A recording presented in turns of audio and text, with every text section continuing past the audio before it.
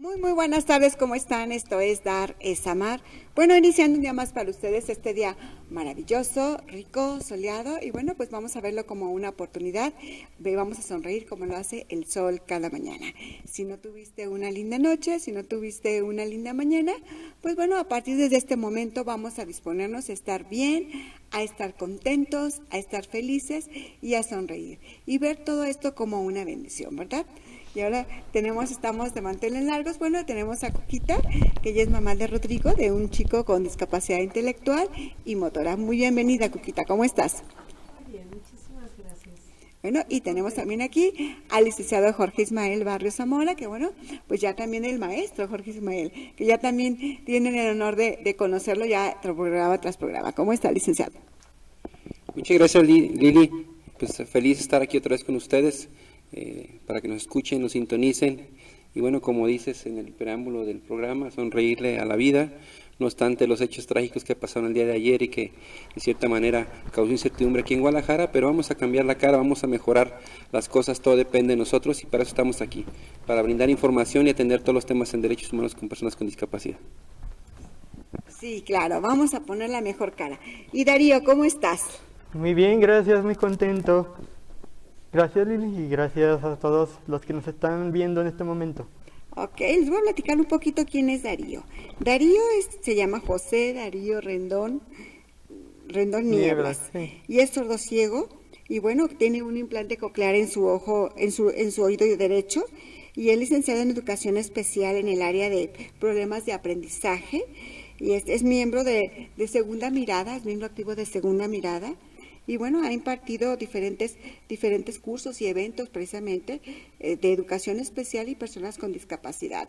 Y también, bueno, está en talleres de sensibilización para personas con discapacidad. Entonces, bueno, pues para la discapacidad no ha sido un impedimento para prepararse y pues para seguir adelante con toda esta educación, ¿verdad, Darío? Así es.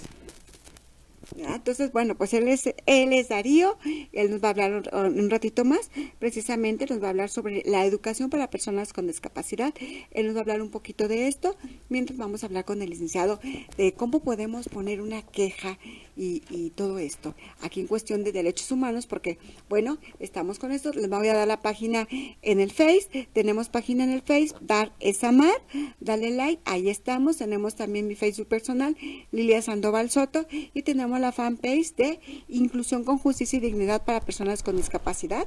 También ahí puedes también opinar, ver también todo lo que estamos haciendo y si tienes alguna duda o quieres alguna asesoría o necesitas simple y sencillamente platicar tu problema y ver con quién te podemos canalizar, también lo puedes hacer por varias de estas páginas del Facebook, lo puedes hacer perfectamente bien, o el teléfono también es el 31 49 73 12, 33 21 49 73 12, está disponible la línea, y también puedes mandar un WhatsApp si no quieres hablar, porque muchas veces no se animan a hablar personalmente, mandan simple y sencillamente el WhatsApp, pues bueno, lo puedes hacer. Y recuerda, toda esta información que nos llegue por parte de ustedes hacia nosotros es completamente confidencial. Esto nada más nos enteramos y vamos directamente con ustedes. Esto no se va a publicar, nadie lo va a saber más que nosotros. Esto es confidencial porque así debe de ser las cosas para que ustedes también tengan la confianza en que estamos aquí, y agradecer también a las personas que ya se comunicaron con nosotros, que ya estamos en contacto con ustedes y que bueno, ya llevan un procedimiento ahí, ya las canalizamos con quien se tienen que estar, estamos trabajando también ya con ellas y pues bueno, agradecerles a todas ellas y a todas las personas que actualmente nos están viendo, y bueno, a Medijal y Miusa, que también pues ellos en alianza nos están apoyando en todo esto, y sobre todo al maestro, al licenciado Jorge Ismael, que él nos ha estado así apoyando y ahora sí que es nuestro brazo derecho y el que nos dice esto sí está bien, esto no, y por aquí sí, y por aquí dónde irnos y llevarnos de la mano, ¿verdad? Y bueno, nos puede explicar así cómo podemos poner una queja, qué es los pasos a seguir. Bien, muchas gracias, Lili. Pues sí, invitarlos a que se comuniquen con nosotros, reiterarles pues en que se comuniquen en razón de que es importante para nosotros y es un indicador para que nosotros tengamos más luz en este camino y poder comprender y entender las necesidades que tienen ustedes y poder seguir adelante. Este espacio es precisamente creado para ustedes, para escucharlos, y como lo dijo aquí Lili acertadamente, también protegemos ese derecho a la privacidad, ese derecho a guardar su información, en razón de que para eso estamos, para ayudarlos y apoyarlos, y también que se sientan protegidos, se sientan cobijados por nosotros, y darles el seguimiento tanto legal como tal vez informativo o orientativo que se les tiene que brindar. Para eso es el que estamos aquí. Y bien, trataré de ser un poquito breve en el tema del procedimiento de una queja. Esto es ante la instancia que es la Comisión Estatal de Derechos Humanos, la instancia o institución que es la encargada de recibir o atender los trámites cuando se violenta un derecho humano por parte de un servidor público. No obstante, cuando no es una violación cometida por un servidor público, de igual forma también se le puede dar una orientación, o en su momento nosotros podemos también orientarlos y decirles si es una orientación, o pueden acudir a presentar una queja en la propia Comisión de Derechos Humanos. Para presentar la queja en la propia Comisión de Derechos Humanos, ya, y en este caso con los medios que se han ido mejorando, se han ido modernizando, de entrada ya hay una app que ustedes pueden instalar en sus propios celulares y pueden descargar, donde pueden presentar una queja o una inconformidad en contra de un servidor público o una instancia de un servidor público ante la Comisión de Derechos Humanos. Es una app que descargan, es muy sensible, es muy noble, incluso fue motivo de un premio o un reconocimiento a la propia institución en su momento, para que se le diera ese realce o esa connotación por haberla desarrollado, y poder facilitarle más ese acceso a las personas que necesitan de esa propia institución. La queja se puede presentar por varias formas, varias maneras. El trámite es sencillo, lo dice la propia ley, su reglamento, establece o enaltece 3 principios o varios principios, pero bueno, vamos a hacer a un lado el tema doctrinal, el tema teórico. La queja usted la pueden presentar vía comparecencia. ¿Qué es vía comparecencia? Que ustedes acudan personalmente a la propia institución. Si ustedes no pueden acudir en razón de que están siendo o están detenidos o están siendo objetos de una arbitrariedad por parte de un servidor público, puede ir otra persona, la cual puede presentar una queja a favor de otra persona. Pueden presentarla vía escrito, vía correo electrónico, vía telefónica, ¿verdad? Nada más que en algunos casos opera que tienen que ir a ratificarla. ¿En qué casos? Cuando ustedes no acuden personalmente a presentar la queja y la presentan por escrito, vía telefónica, vía correo electrónico, incluso por medio de la app, ustedes tienen que acudir posteriormente a ratificarla. ¿Qué es ratificarla? Que en su momento ustedes deciden continuar, sujetarse al procedimiento de la queja ante la propia instancia estatal, que es la Comisión Estatal de Derechos Humanos. Es el primer paso que se haría, y ya posteriormente tendrían que sujetarse al procedimiento que se lleva a cabo y que lo marca atinadamente y pautadamente la propia ley y su reglamento. Ustedes nada más tienen que narrar hechos de circunstancia, tiempo, modo y lugar. Quién fue, dónde fue, cómo fue y cuándo fue. La propia persona, cuando ustedes no presentan por escrito, cuando acude, hay una persona que es el abogado de guardia o el encargado del área de guardia, que se encarga de levantar el acta de comparecencia, y en su momento ellos los van a asesorar o los van a orientar qué poner o en su momento qué agregar, siempre y cuando respetando la edición, porque no podemos o no se puede, en este caso la propia institución, tratar de incidir en su propia declaración o narrativa de los hechos. Pero sin embargo se le trata de asesorar o ayudar en ese aspecto, ¿verdad? Hasta aquí sería el primer paso, el paso que se le daría para presentar una queja, que es el primer acercamiento. Una vez que se da ese primer acercamiento ante la propia comisión, que es el área de guardia o la dirección de quejas, de orientación, quejas y seguimiento, se turnaría esa queja o esa inconformidad a una de las visitadurías correspondientes. Cada visitaduría de la propia institución se encarga de atender los asuntos o quejas en contra de ciertas autoridades. Están divididas, se le puede llamar así, las jurisdicciones de cada una de las visitadurías. Posteriormente, una vez que se admite la queja, el visitador a quien se le turna esa queja o ese escrito de queja, la admite y le da conocimiento a la parte quejosa y también a la autoridad presuntamente responsable. Una vez que se le notifica que se le admitió la queja, o en su momento también que se le desecha, o en su momento que se le requiere para que ratifique o precise algunos detalles o elementos que son básicos para poder seguir con la queja, se abre a un periodo de prueba. Es un periodo de prueba, ya una vez que se admite la queja, un periodo de pruebas donde tanto ambas partes pueden aportar todos aquellos medios de prueba que son importantes para la buena integración y el buen seguimiento de la propia inconformidad. Los medios de prueba pueden variar, pueden ser tanto imágenes, tanto videos, tanto testigos, tanto todo aquello medio de convicción que la parte agraviada considere necesario aportar ante la institución para que ella pueda resolver, como bien lo decimos, conforme a derecho y siempre y cuando salvaguardando los derechos humanos y garantías individuales de las personas que acuden a estar el servicio. Una vez que se abre el periodo de pruebas, se admiten las pruebas, se desahogan las pruebas y en su momento la autoridad, en este caso la Comisión de Derechos Humanos, está en posibilidades de poder hacer una especie de proyecto de resolución para con posterioridad emitir una resolución. La resolución puede variar tanto como un archivo o un archivo donde se sugiere se haga algo, se puede hacer también una conciliación, resolver mediante una conciliación o en su momento resolverlo mediante una recomendación. En sí, y brevemente y rápidamente, ese es el trámite que se tiene que llevar a cabo. Los principios por los cuales rigen el trabajo o en su momento se precisan en la propia ley de la comisión, siempre refiere que tienen que ser breves, sencillos y gratuitos. En razón de que las personas que acuden al servicio, pues no es que no conozcan, pero que en sí en su momento ellos quieren que su problema o su situación se les resuelva rápido y por ende están apartados en su momento. No tenemos que meterlos tantos a un procedimiento que puede ser un poquito tedioso y por ello el trámite ante la comisión tiene que ser de esa manera, que también sea digerible y que sea sensible y que en su momento sea armónico para que ellos puedan digerirlo y puedan entender de qué estamos hablando.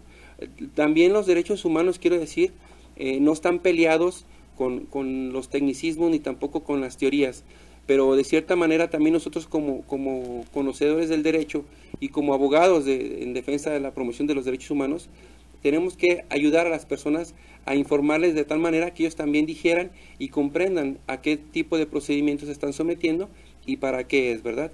Ese es en sí el trámite que se lleva a cabo ante la comisión y también pues recordarle que es un órgano o una institución meramente que en su momento recomienda. Sus resoluciones no son meramente, vamos a llamarle así, obligatorias o sancionatorias. ¿Por qué? Porque en su momento la forma en que está elaborado, en que fue establecida esta institución, pues no es esa forma. Tiene otra situación que posteriormente más adelante lo podremos hablar tranquilamente y precisando bien por qué. Pero la comisión es en sí lo que hace. La comisión estriba o enaltece, privilegia más que nada el convencimiento y la buena razón de las autoridades para que acepten una conciliación o aceptan resolver una queja mediante una recomendación o lo que se propone en una recomendación. ¿Por qué? Porque la comisión es un organismo autónomo público descentralizado, que sus bases están establecidas bajo la buena fe, las buenas costumbres y otra serie de cosas más que es motivo suficiente para que si la comisión determina que hay una violación a un derecho humano, pues la propia autoridad cumpla o la respete o la acepte o en su momento resarza el daño, ¿verdad? Okay. Y aquí también, como en el caso de las personas, por ejemplo, las personas indígenas que no hablan nuestro idioma, ¿cómo pueden hacer esto también? Porque también llegan en este aspecto de que no hay el intérprete, o que no voy y pongo la queja, o no me dirijo, o no la quiero poner porque dicen, no me voy a dar a entender. Sí, precisamente ahorita actualmente el presidente actual, el doctor Alfonso Hernández Barrón, es una persona muy comprometida que ha estado siempre, vamos, no ignorando también los otros grupos con vulnerables, pero siempre ha trabajado de la mano con las comunidades indígenas en la zona norte y también en las otras zonas de Jalisco donde también prevalecen algunas comunidades indígenas. Él, a raíz de que entró y bueno, fue electo como presidente de esa institución, él ya incluyó dentro de su equipo de trabajo personas de las comunidades indígenas que también fungen como intérpretes o como traductores de lengua materna y que ayudan a las propias personas, a los hermanos de las propias comunidades indígenas, a orientarlos y ayudarlos y asistirlos de cierto modo en el trámite de la queja, ¿verdad? En su momento yo cuando estuve elaborando ahí, tuve el placer de trabajar en esa institución por 23 años, yo estuve en cargo un tiempo en la región norte y siempre me hacía acompañar de un abogado que es de la comunidad indígena de los Wixárikas y me ayudaba también en la cuestión de la interpretación y la asistencia de la traducción con los propios indígenas que se encontraban detenidos o que en su momento acudían a necesitar un servicio, ¿verdad?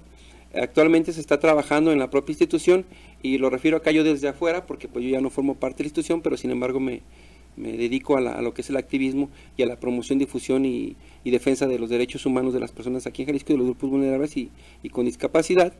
Se ha buscado y se ha trabajado con otras asociaciones civiles para que también no solo haya personas que manejen la lengua materna o sirvan fungan como intérpretes de lengua materna, sino también como por ejemplo los sordos, la comunidad sorda mantenga y tenga también a la mano los intérpretes de lengua de seña para que también sean asistidos las propias personas que acuden ahí a solicitar el servicio, y así posteriormente también estar trabajando y ayudando, también incidiendo en esos programas para que también las demás personas o grupos vulnerables o personas con discapacidad tengan esa asistencia legal que tanto hace falta, ¿verdad?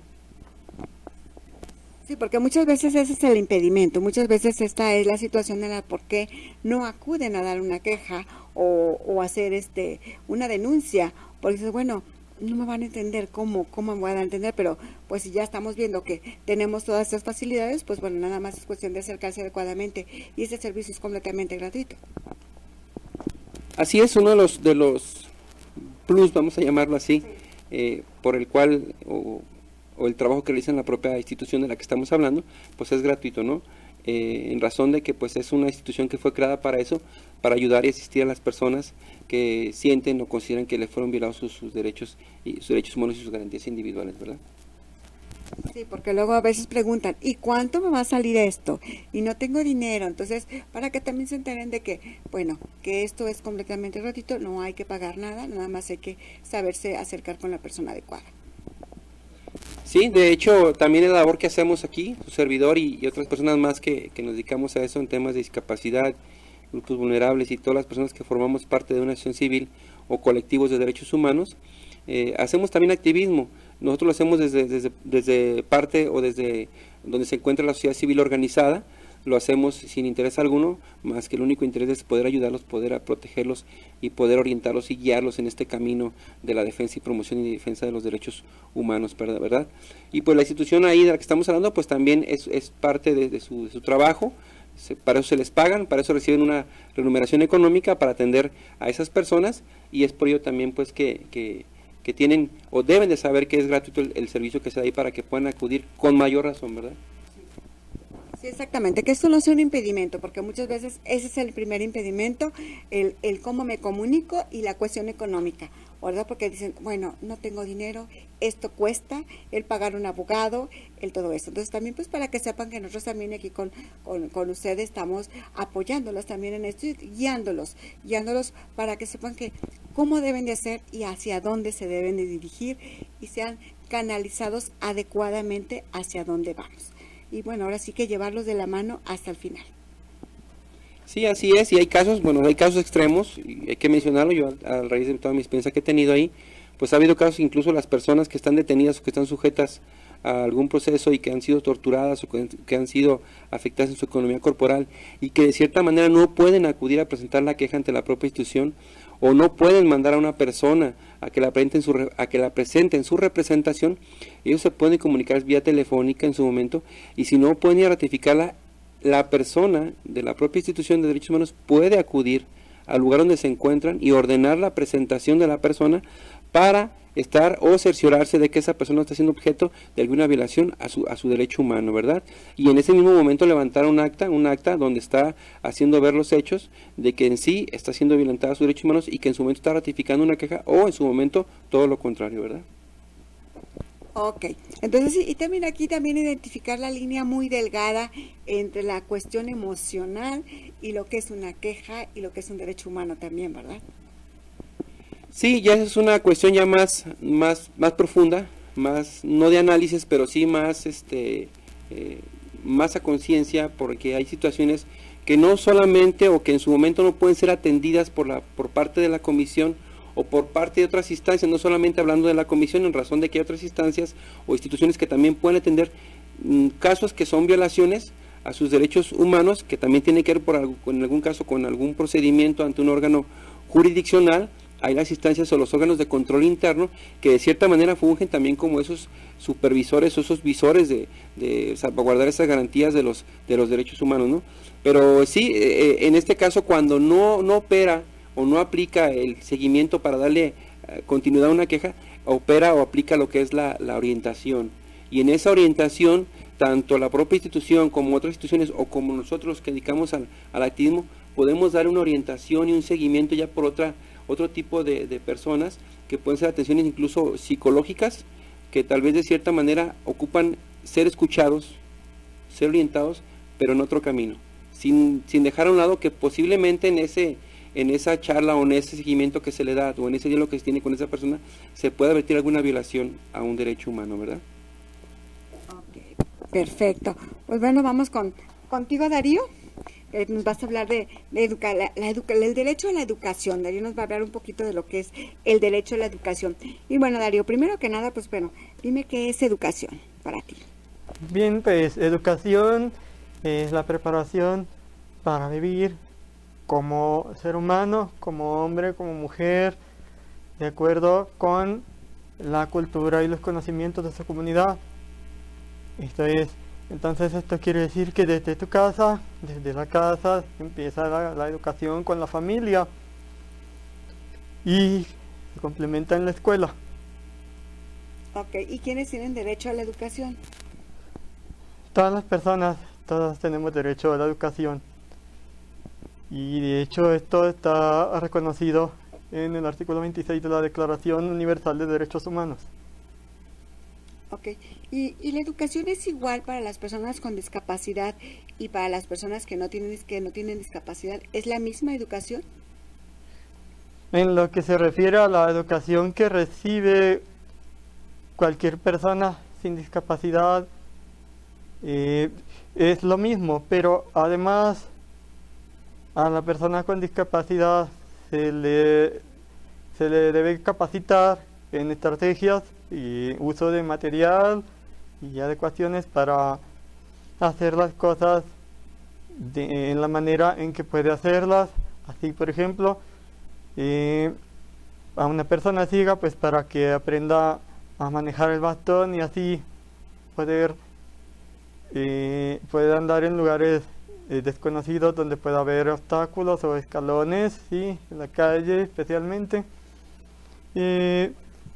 Y pues así, con estas adecuaciones, estas herramientas, finalmente accede a las mismas oportunidades que las demás personas de otra manera. Así que, por ejemplo, a una persona que ve, pues se le enseña a leer y escribir. Sí, entonces a las personas ciegas también, pero en otro sistema. Y así se tiene acceso a la información también. Y es un derecho de todos acceder a la información. En la comunicación, igual, las personas que oyen, pues hablan, escuchan lo que se habla, pero las que no oyen, pues tienen que usar otras formas de comunicación como la lengua de señas. Ok, entonces aquí lo importante es hacer adecuaciones, a cada uno de ellos. Sí, nada más una aclaración, porque las personas que tienen ya una cierta discapacidad, especialmente las que tienen varias discapacidades, sí, varias deficiencias, que todavía no se sabe cómo hacer para que accedan a todo en igualdad de condiciones que las demás personas, pues se trata de enseñarles lo que se sepa hasta ahora o lo más útil para su vida cotidiana, y lo que puedan hacer según sus capacidades y los conocimientos que se tienen hasta el momento sobre esa discapacidad múltiple, se le llama. Ah, ok, entonces hay que hacer adecuaciones a cada uno de acuerdo a la discapacidad que tenemos cada uno de nosotros. Eso es lo más conveniente. Sí, así es para acceder a lo mismo de otra manera, pero finalmente pues acceder a lo mismo, a la información, a la educación, al trabajo, a todo. Ah, ok. Oye, ¿y cuál es la situación ahorita del acceso para personas de discapacidad en la educación en México? ¿Cómo ves tú esta situación? Bien. Bueno, en México en estos momentos hay variedad de oferta, porque pues es algo que se ha venido haciendo históricamente, porque antes Había escuelas nada más para personas con discapacidad, o sea, no, perdón, o sea, las personas con discapacidad nada más estaban en escuelas especiales, ¿sí? O sea, escuelas especiales donde les Ok. enseñaban según su discapacidad, esto en el siglo XIX. Y ya a finales del siglo XIX, principios del XX, empiezan en algunas discapacidades como la visual a ingresar a escuelas regulares.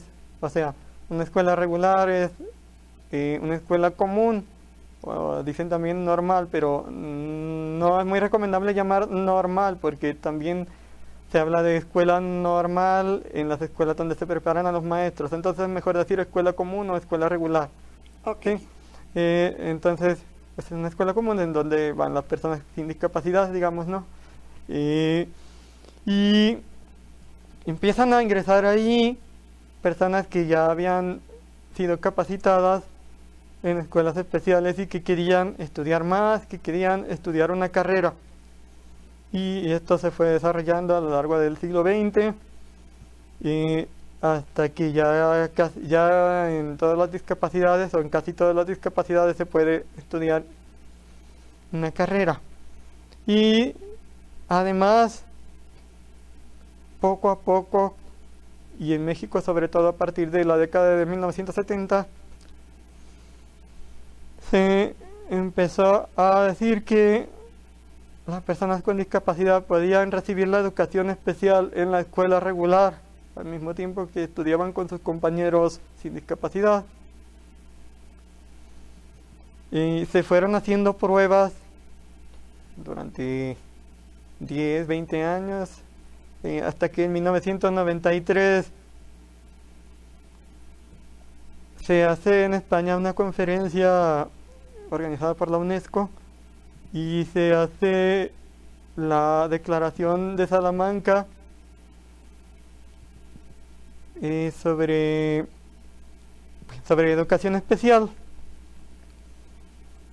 Y ahí pues ya se reconoce a nivel mundial que se tiene que buscar lo más posible la manera de que las personas con discapacidad estudien en escuelas regulares para que la escuela les quede a la misma distancia que a sus compañeros sin discapacidad y así pues tengan la escuela más cerca, porque antes pues escuelas especiales no hay tantas y había personas que hasta se tenían que quedar internadas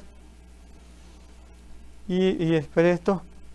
Y pues también en ese año, en 1993, se promulga la Ley General de Educación en México y esta ley en el artículo 41 establece lo mismo, en lo más que se pueda, que las personas con discapacidad estudien en escuelas regulares.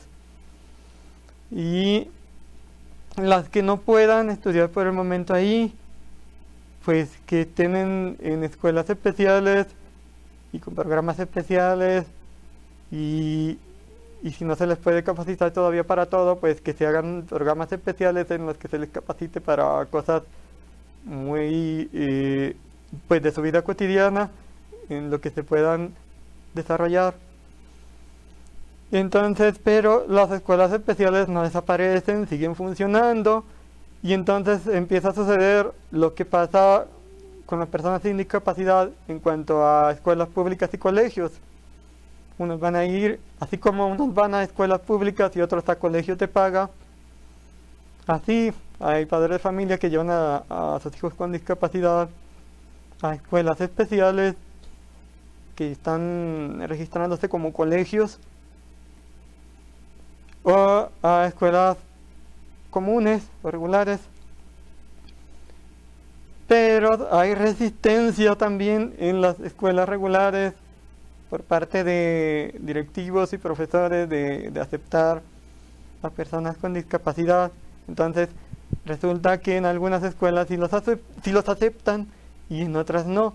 ¿Y por Y qué así se da esto? están las- ¿Por qué no son aceptados en las otras escuelas? Pues por la manera de pensar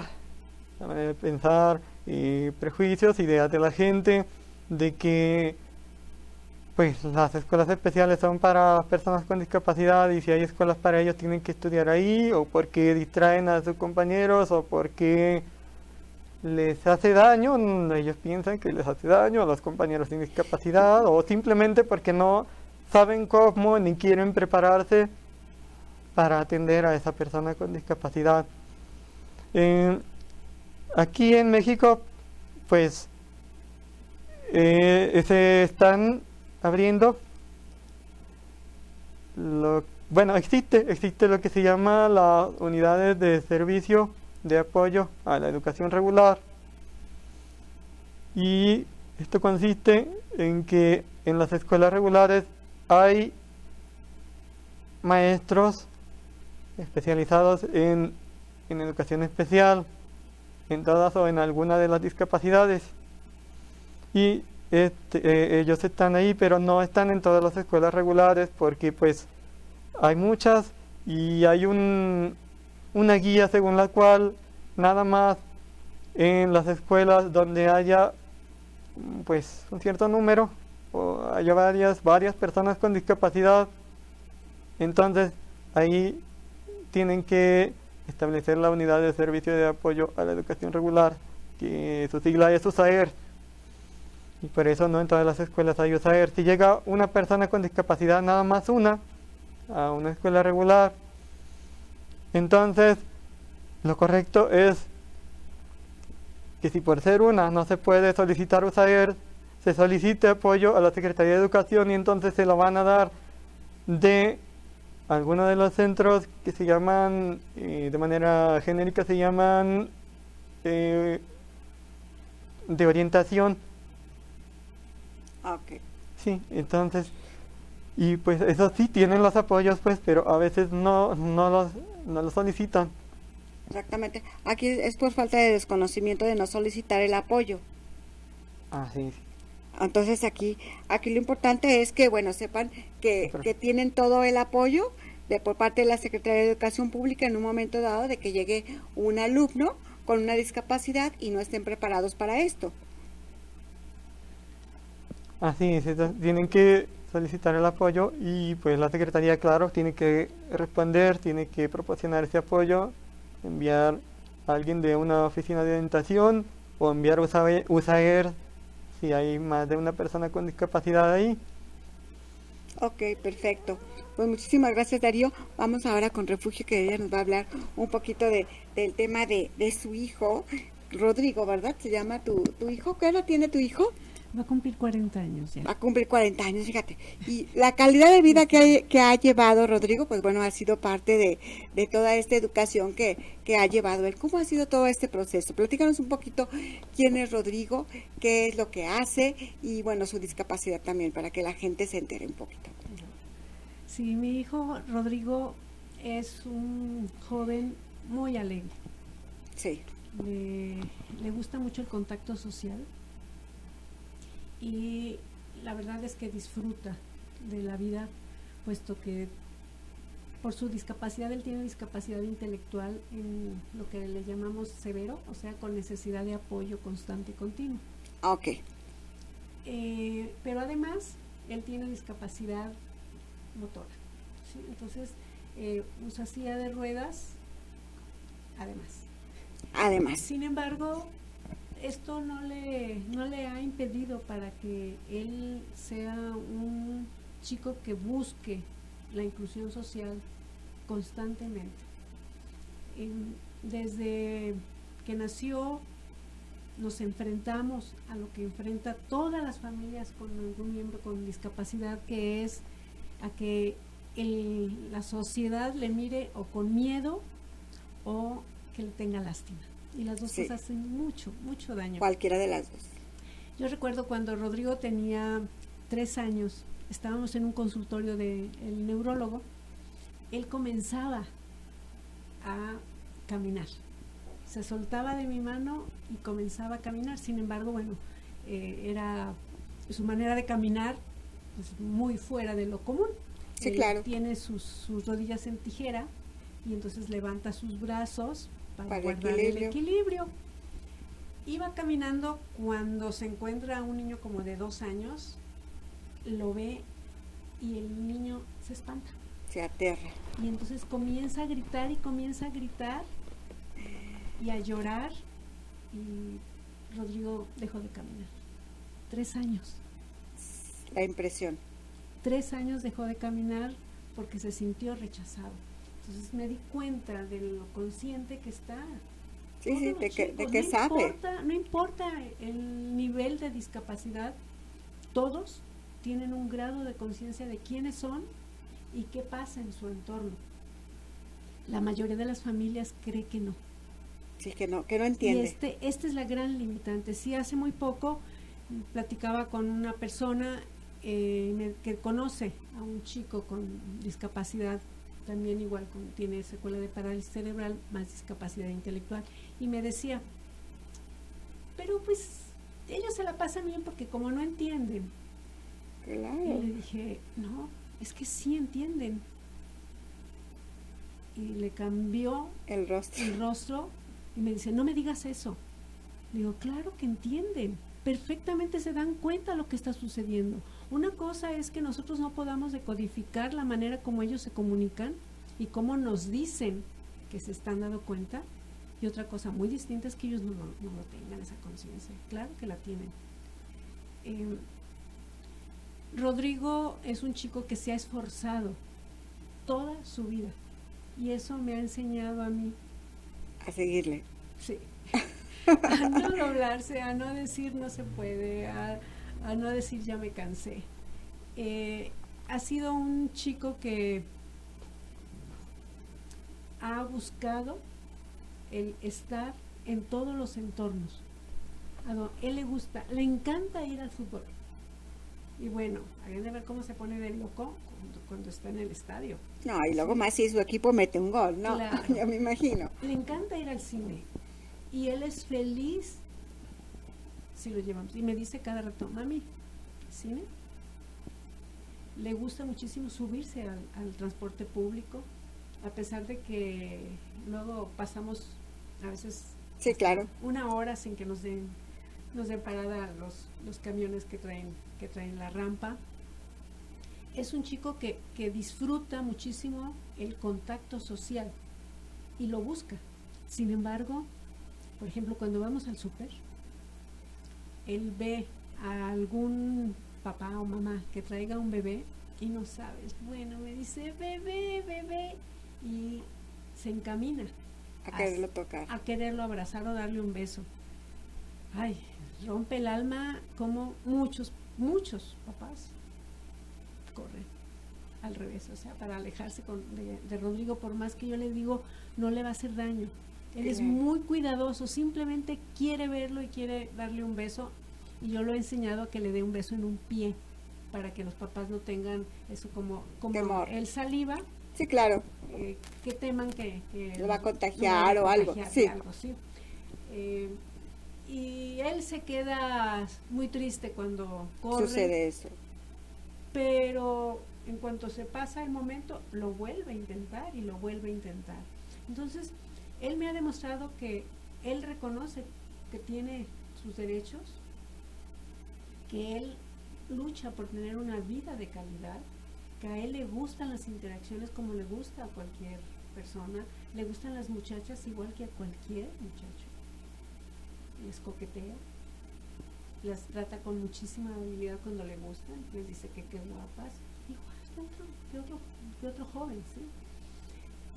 Y a pesar de eso, sabes que le han declarado el estado de interdicción porque nos obliga el Estado a que estén pseudo protegidos. Sí. Y le acaban de declarar el estado de interdicción y le acaban de quitar todos sus derechos porque lo declararon en incapacidad absoluta. ¿Cómo voy a querer esto? Así es, ahí está una violación a sus derechos humanos. Una violación a sus derechos. Perfectamente. Y precisamente, como lo refieres, pues es una... el escucharte, el oírte, es interesante, y más que nada, no tanto por el tema de que tengas un hijo con ese tipo de discapacidad, sino que ver el lado o la cara de la sociedad, cómo ellos luchan por ser o porque sean o les incluyan ser reconocido como para otro ellos, elemento para de la ellos comunidad. cada acción que logren concretar es un logro. Sí. Tanto el ir al camión, como el cruzar la puerta, como el ser aceptado, o el simplemente mostrar un gesto, o que se les acepte un gesto de amabilidad, de amor, de cariño, incluso de protección. Pero en este caso, y ya llegando al tema de que lo declararon en estado de interdicción, es precisamente a veces la falta de conocimiento de las propias autoridades, de las propias personas, o los científicos, o las personas que se dicen conoceros del tema, porque es muy complicado y es difícil que ellos puedan empatar, o puedan igualarse, o puedan conocer del tema en común, porque no han querido, o no es tanto ya han querido, sino que no se han metido de lleno a fondo el conocer. Claro, hay muchos que les marca documentos. Todos los que trabajan en el aspecto de justicia para que haya equidad en Los protocolos se han ido elaborando, se han ido creando precisamente para eso. Sí. Para que no se les violente, no se les vulnere un derecho humano ya ganado. Y sin embargo sucede. Así es. Y precisamente es eso, ¿no? Ese es el otro trabajo que también nosotros hacemos, el garantizarles ese derecho humano que les es violentado. Derechos jurídicos. Pero que en su momento también para nosotros es a veces trágico y triste escuchar este tipo de historias, porque de cierta manera todavía estamos ya en tiempos ya muy modernos, y cómo pasa eso, ¿no? Sí. Y precisamente es otro reto para las instituciones encargadas de velar por los derechos de esas personas, para que se les garantice. Ahora que se acercan las elecciones, Rodrigo siempre ha votado. Desde los 18 años sacó su credencial y va a votar, y resulta en la última ocasión en donde me cuestionaban si él podía votar, porque qué tan consciente era de lo que iba a hacer, y yo les dije, pues es tan consciente o más que el 70% de la población de lo que viene a hacer, a votar, a elegir a un gobernante. Sí, porque lo hace a conciencia. Ahora sí que estas personas analizan detalladamente todo su protocolo de cada candidato. Sí, la verdad es que a él le queda muy claro que él puede decidir quién va a decidir por él en el gobierno. ¿sí? Sí, claro. Él está aprendiendo a tomar decisiones. Nosotros en la institución en la que estamos, sí, claro, en Algarabía, está aprendiendo a desarrollar su capacidad de autodeterminación. Y entonces buscamos que los jóvenes pues sean los protagonistas de su vida, que ya no seamos los papás los que tomemos las decisiones y que los llevemos para aquí, para allá, y no los llevemos y los dejemos y los traigamos. Como un bebé, realmente, ¿no? Porque es un adulto, es un joven. Claro. Una persona que siente igual que todos, como dices, le gustan las muchachas, las ve igual, tiene todas las necesidades que cualquier hombre tiene. Sí, sí, es un ser humano, sí, así, igualito a ti y a mí, así. ¿sí? Con los mismos derechos, con el principal derecho a tener una vida con calidad. Y él está aprendiendo sus derechos, la convención, y cómo hacerle para que las personas le respeten sus derechos sin ser violentados. Porque eso es bien importante, ¿verdad, licenciado? Que hacer valer tus derechos sin ser violentados, para que muchas veces, porque ahí tienes una discapacidad, esta es muy sensible. Esta es muy sensible, eso no es violencia. Eso no va por ahí. Te enojas de cualquier cosa, ¿o no, licenciado? Por eso buscamos el empoderamiento, ¿no? Y precisamente lo que está haciendo aquí con su hijo es empoderarse. Y él mismo está creando y construyendo su camino hacia el empoderamiento. Si la autoridad le dice que no, él va a preguntar ¿por qué? ¿Por qué me dices que no cuando yo entiendo que esto es así, así, así? Eso ya es un empoderamiento, o va en camino al empoderamiento, en razón de que está siendo consciente y va más allá de solamente la propia conciencia, sabe decidir. Y es donde podemos decir que es una persona sujeta de derechos y obligaciones, en razón de que está consciente de lo que hace, sabe decidir. De cierta manera hay ciertas actividades que no puede valerse por sí mismo, pero que igual que otras personas que a las que referimos en otros programas, decimos que somos normales. Bueno, todos somos normales, en razón de que cada quien genera o desarrolla una cierta habilidad. Tu hijo tiene habilidades que yo no tengo, ¿verdad? Y así sucesivamente, como yo vengo hablando en los programas. Pero esto más que nada no es un problema de salud, es un problema social. la sociedad todavía no está preparada y está en pro de prepararse para que podamos nosotros generar esa verdadera inclusión con las personas y poderlas ayudar a que se desarrollen y se empoderen en ese propio camino de socializar y contribuir con la propia convivencia. Si tú eres capaz de mirar al otro como un ser igual a ti, en ese momento te dispones a incluirlo, a permitirle que esté en los espacios, en los eventos, en las actividades como cualquier otra persona Claro. de la comunidad. Exactamente, tiene el derecho. Y bueno, pues me está diciendo que ya nos tenemos que ir, se los terminó el tiempo. Muchísimas gracias, un honor, un placer. Muchísimas gracias. Muchísimas gracias, Darío, ya nos tenemos que ir. Gracias a ti por este espacio y gracias a todas las personas que nos escucharon. Sí, y recuerden la página, la fanpage, Inclusión con Justicia y Dignidad para Personas con Discapacidad. El teléfono es 3321-497312. Dar es amar. Lilia Sandoval Soto también, y ahí pueden dejarnos cualquier pregunta o alguna información que necesiten, o si quieren también comunicarse directamente al teléfono o un WhatsApp para poderlos hacer llegar con el licenciado, y también ustedes sepan que no están solos, que los vamos a acompañar en este caminar desde un inicio hasta el final. Y bueno, muchísimas gracias, se despide de ustedes Lili Sandoval, embajadora de la vida.